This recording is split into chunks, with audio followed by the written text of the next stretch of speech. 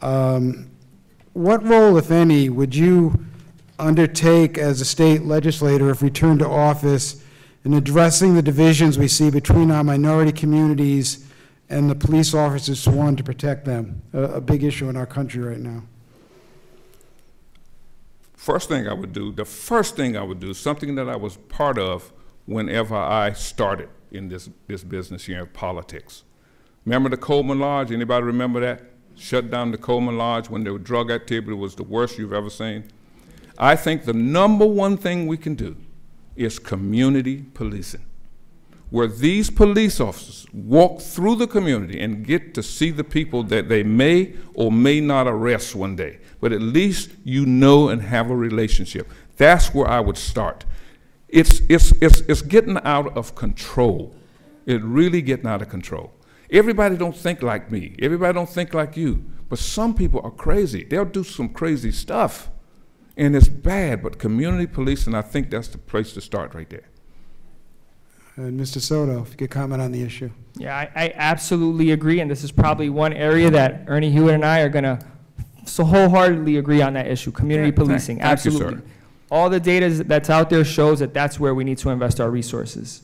You know, for me, this issue is very personal. When I got my license when I was 17 years old, the first thing that my mother told me was, I don't want you driving down the New Jersey Turnpike, because in 1998, 4 Latino and black students got shot in a car on the New Jersey Turnpike. And then 6 months later, I decided to join the Coast Guard and become a law enforcement officer.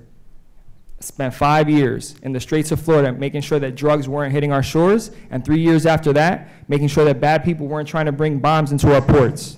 So if there's someone that's uniquely qualified to bring both sides of the table together, I'm the person.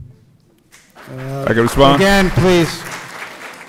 Let's be fair to both candidates. Representative Hewett, you have a chance to respond. Chris, you make it look like that the Coast Guard is the most unique thing in the world, and it's a beautiful thing.